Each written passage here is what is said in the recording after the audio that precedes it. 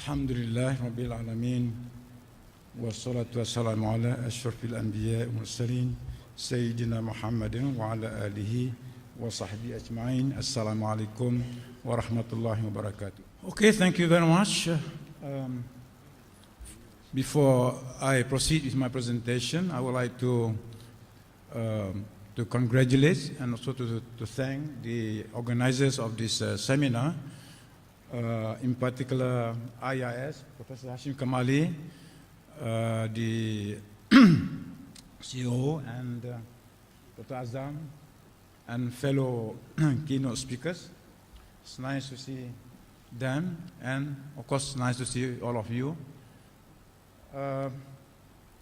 My topic, I've chosen this topic, the idea of green technology in the light of Tawhidic integral ecology. That's just the only purpose I have today. I just want to introduce this very important idea, Tawhidic integral ecology. So I'll say more of this, inshallah. Okay. In the next half an hour, now less a few minutes now, minus a few minutes, I will talk about this. First of all, brief remarks about the growing sentiment for green technology. And I deliberately use the word sentiment, the growing sentiment for green technology. And then I will appraise the current understanding of green technology. And based on that appraisal, I'm inviting you all. We want to go to that idea beyond the idea of environment friendly. We want to go beyond that idea and not just to be stuck just with the concept of environment friendly. To start with, okay, but cannot go on forever. And then I will discuss green technology in the light of Tawhidic integral technology. I'm sorry, that's wrong there. In Tawhidic integral ecology. There's a mistake there. Yeah? Light of Tawhidic integral ecology. And then some concluding remarks. Okay. First, I just want to say about the growing sentiment. I would like to tell you briefly about the historical roots. The historical roots of the green peace movement.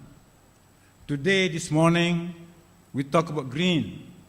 But the first few days, in the past, only several decades ago, the pioneers of this green peace movement, very, very powerful symbolism.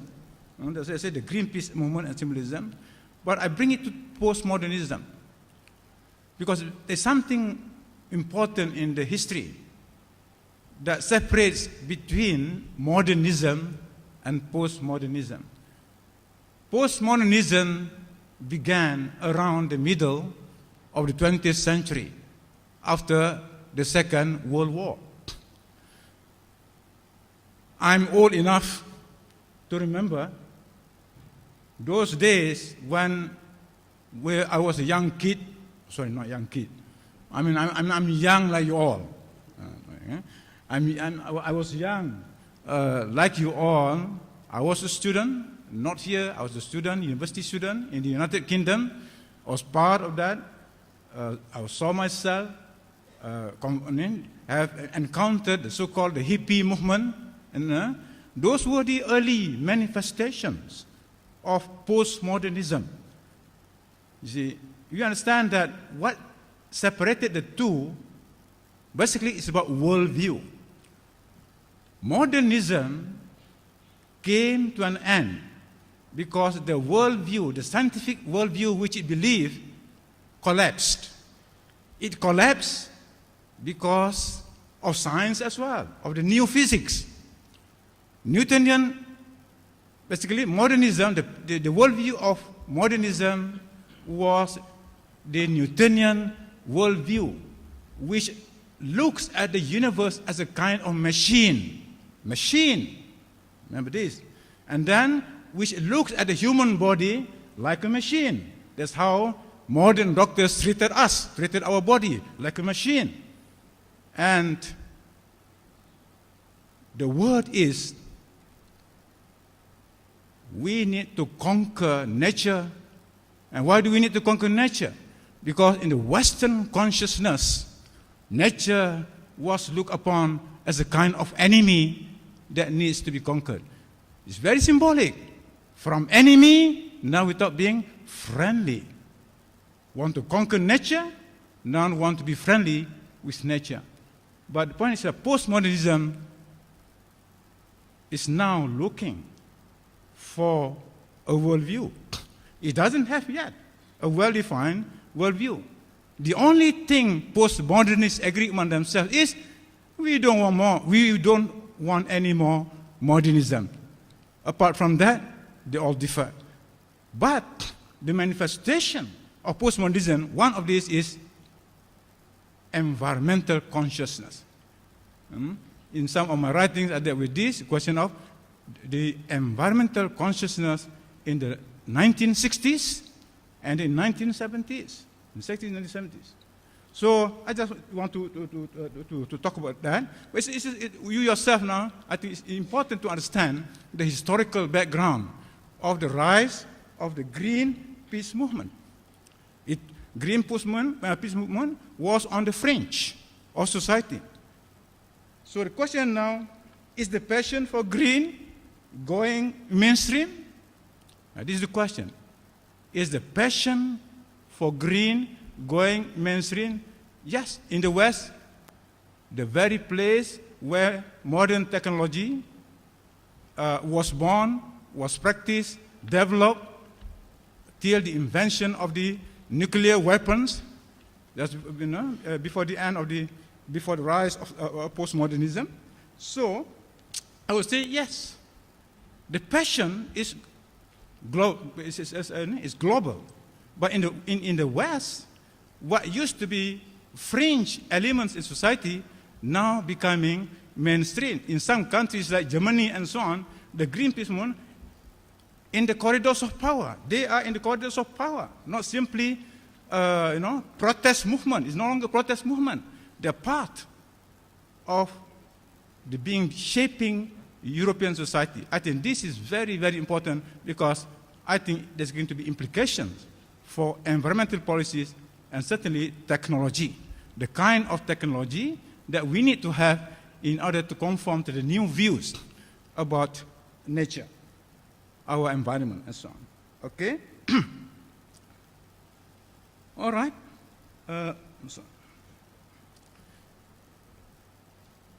Now, as I can see, I must say this something here, because nowadays, and even in this hall right now, I did not count, I don't count, but roughly I can see that maybe the women outnumber the males, the females outnumber. It is very significant for me in talking about the green technology and the environment. Of course, you're all very young people. Later on, when I talk about the symbolism of green in Islam, well, I can say that, first of all, green is a symbol of youthfulness. Green is a symbol of youthfulness. In Islam, there is such thing as the green paradise. Green is the symbol of paradise, where everybody is young, and always young, never getting old. Be assured of that. So, the significance of the female now, the dominance, the growing dominance of the female over the male, if I want to use the symbolism of the Chinese tradition, the yin-yang, the yin-yang symbolism. In the Chinese, the symbolism is yin is male, yang, yin is female, yang is male. Whereas in Malay, yang means female. But in this is yang is male, yin is female. So, somehow forces of nature, there are certain forces that we say the favor that manifests itself in the female thing, the feminine. So I'm hoping because of that symbolism in the future, because now it's no longer dominated by the males, but it's kind of balance between the male and the female, that technology itself will exhibit features of the feminine. If I may use that expression, green, because I believe green technology has that balance between the male and the female, not dominated by the male, and certainly we hope not dominated entirely by the female. Okay, I just leave it there because it's a vast subject, but now I want to appraise the current understanding of green technology. I'm claiming here that in the current definition, what is the current definition of green technology? I would say that the idea of environment friendly is the essence of this green technology. So when we talk about green technology, we have a certain sentiment.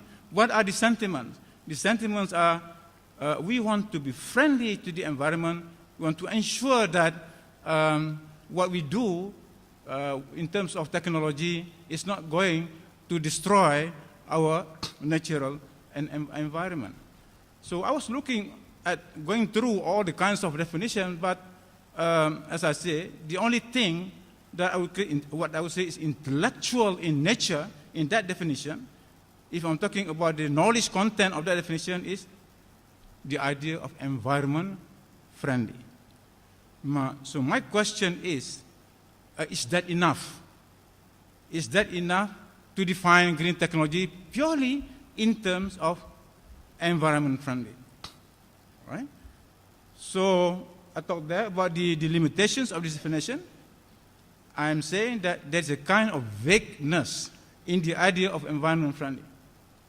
Why it is vague? Because it is purely sentimental. Don't get me wrong, I'm not against sentiments. We can't go against sentiments. Sentiments are necessary.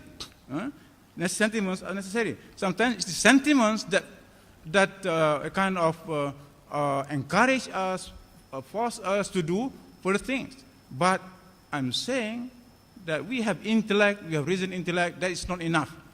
We need to, especially for students studying science and technology policies and so on, I think we need to look at the current definition of environment friendly and go beyond that. So I'm saying that the idea of green technology would be incomplete without taking into account two other environments, the built and cultural environments. Because when you say environment friendly, we only have one thing in mind. That is the natural environment. But that is not the only kind of environment. There are two other types of environment. Built environment, what we build in the cities, towns, and so on, in terms of the tall buildings and so on. Is that element of built environment in our definition or not? Is that a part of our consciousness about being environment friendly or not? And the other one, of course, is a cultural environment. Very important. We ourselves, human beings, we create culture. We are part of that environment. So, I mean, we need to ask ourselves, what kind of cultural environment do we have? So, I'm saying is that the current definition is not complete because that definition ignores the place and role of built environment and cultural environment. So the monkey problem was mentioned this morning, early just now. Yeah, we should ask ourselves, why do you have this monkey problem? Yeah. So in other words, the problem arises because somehow there is imbalance in the way we look at the environment. We cannot have peace with the environment unless we also have peace with fellow human beings. We have cultural peace. And finally, of course, are we at peace with our own self or not? If you are not peace with ourselves, we cannot really bring about that. So I think that's why I'm going to say we need to go beyond the idea of environment friendly. That the new definition is to include the built and cultural environment. For some time, until quite recently, when we look at the idea of modern ecology, there is dualism. Right? Why do we have dualism in modern ecology?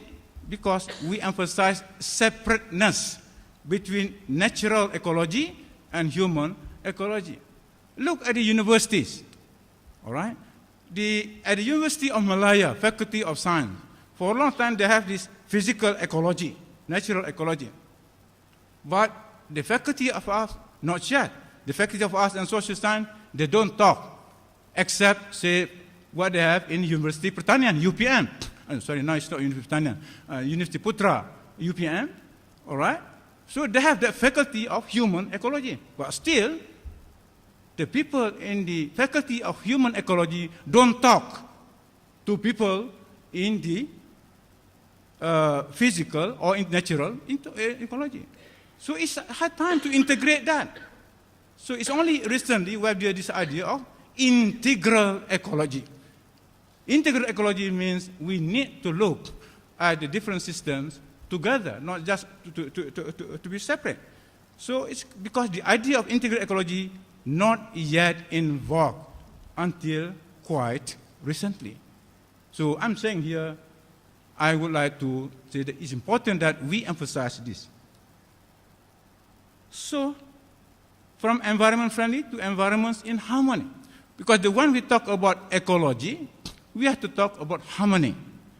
The idea of interrelatedness of all things. So we need to integrate natural, built and cultural environments into a comprehensive and holistic ecological consciousness. At least those who deal with policies, they need to look at these three elements together. But the moment we talk about the need to integrate, then this raises the question, all right, how can we integrate? Therefore, we need an integrating principle. We cannot have integration unless we have an integration principle or the synthesizer at the level of ideas. For IAIS, for example, being a research institution, I think it is important to pay to this to this aspect.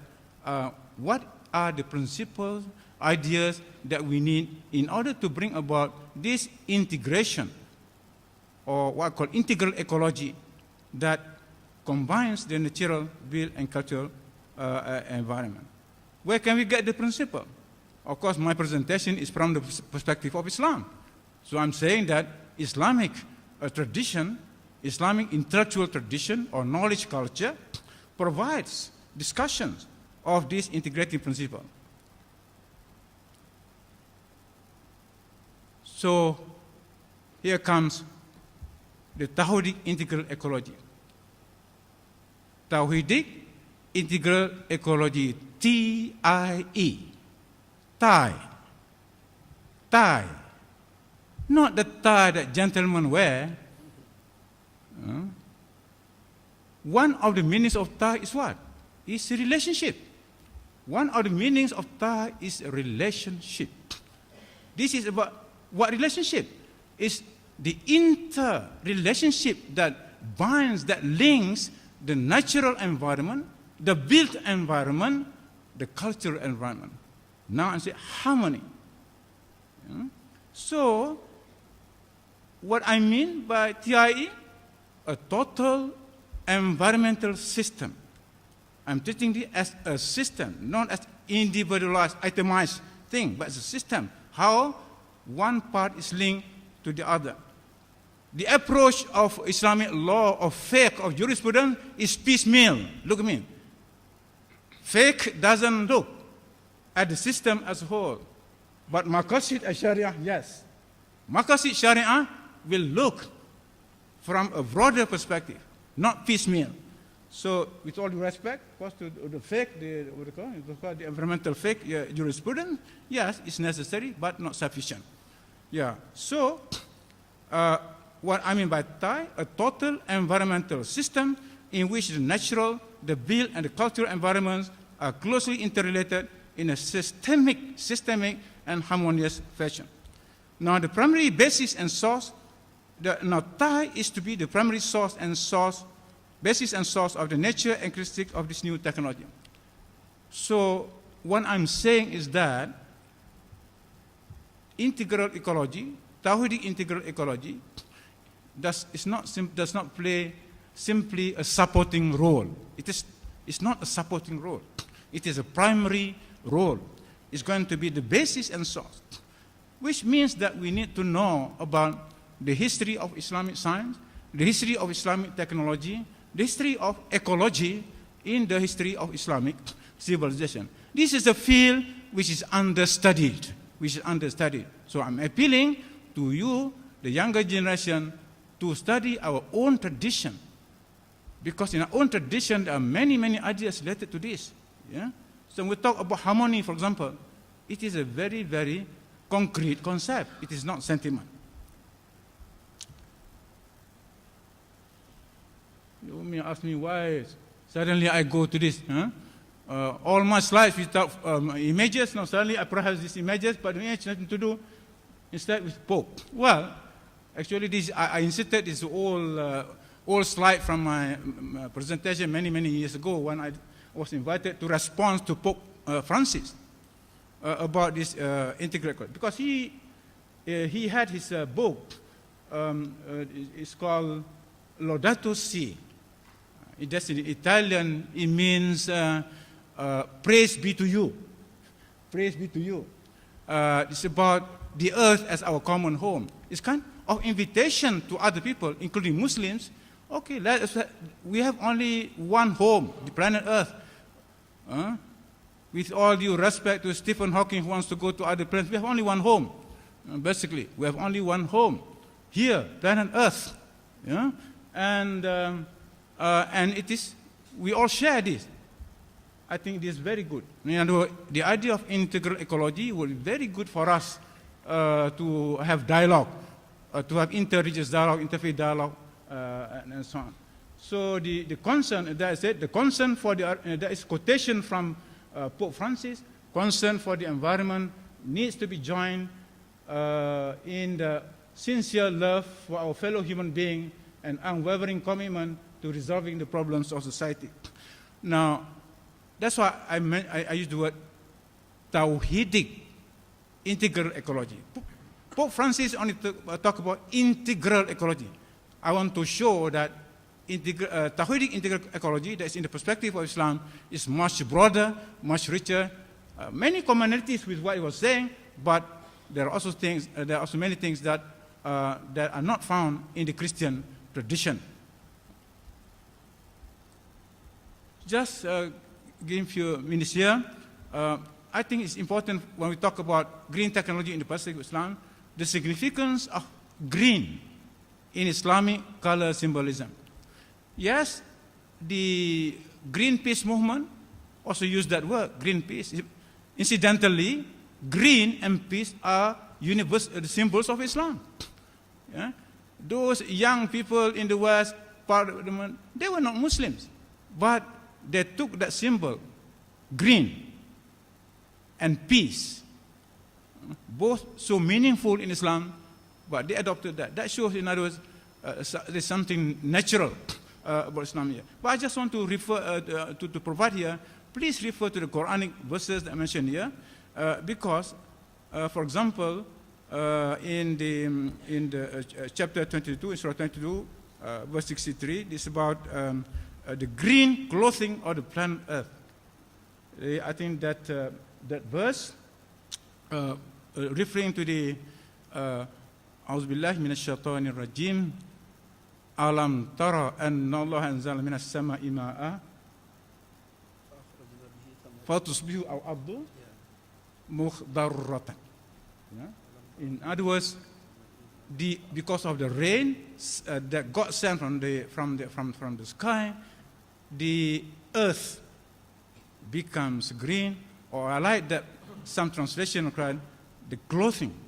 The planet Earth is given a green clothing because the earth, our earth, is not barren, it's not bare, but it's wearing clothes, and that color of that clothes is green, meaning referring to the plants and the vegetation and so on. It's very, very powerful symbolism, because I said here, it is a symbol of divine mercy, rahmah, for the planet Earth, man's only home, not the other planets. And then there's the idea, concept of vegetal diversity, which is a very important aspect of biodiversity. This is vegetal, just diversity of plants. Nabata kulli shay'in, the symbol of the earth's sustainability as a source of legitimate human needs. And then the other one is production of fire from the green tree in Surah Yasin, the symbol of the utilitarian dimension of nature. Plants as source of renewable energy. Needs a lot of reflection on that. Then the green paradise, a symbol of beauty, peace, and prosperity.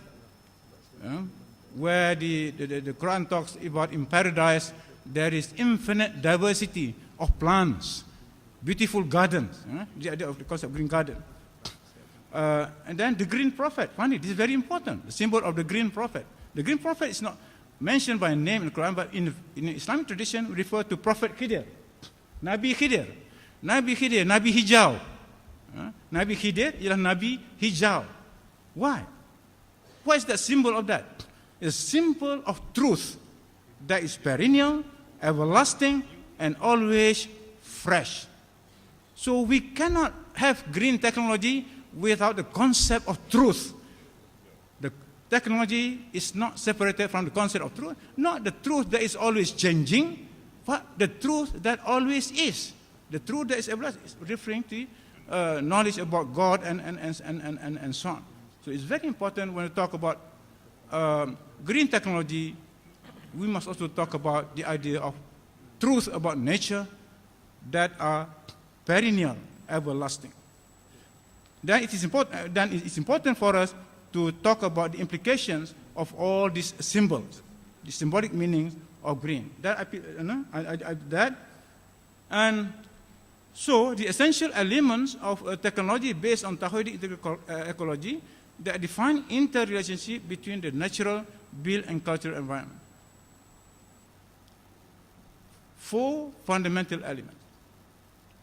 So I'm inviting you to reflect, what are the essential elements of technology based on Tawhidic integrated ecology that we want to produce this green technology? I said 4. Balance, equilibrium, sense of proportion, and moderation. Wasatiyah. Wasatiyah. Yeah? In other words, these are the 4 fundamentals. We cannot have really green technology as something as a societal enterprise unless what we are doing takes into account this. How are these understood? We have to look to the literature on the subject. So, balance plus equilibrium plus sense of proportion plus moderation is equal to harmony, and not simply friendly. Not simply friendly. Harmony. Harmony is a more substantive concept, more powerful concept. Harmony of the environmental system. Allah subhanahu wa ta'ala gives us the Sharia, the divine law. The Sharia plays an important role in this, how to produce this harmony. Yeah? But of course the Sharia alone is not enough. At the level of ideas, we need to look at the concept of Tawhid. Tawhid is very important. Okay. So it looks like now we have a new, more comprehensive definition of green technology. What is this definition? So I'm saying green technology from the Islamic perspective that I talked about just now is a form of technology that is characterized by a harmonious interrelationship between the natural, built, and cultural environments, actualized through the combined principles of balance, equilibrium, sense of proportion, and moderation. It's quite full there. But we need to think about it. I'm inviting you, okay, of course it's open to criticism. This is my presentation. And my concluding remark, if green technology is to become a sustainable societal pursuit that promises prosperity for all, and not to simply be a concern that is dictated by economic or business interests. In other words, green technology should not just be the concern of the Ministry of the Environment. I'm sorry, my good friend is not here. I was the Secretary General of the Ministry.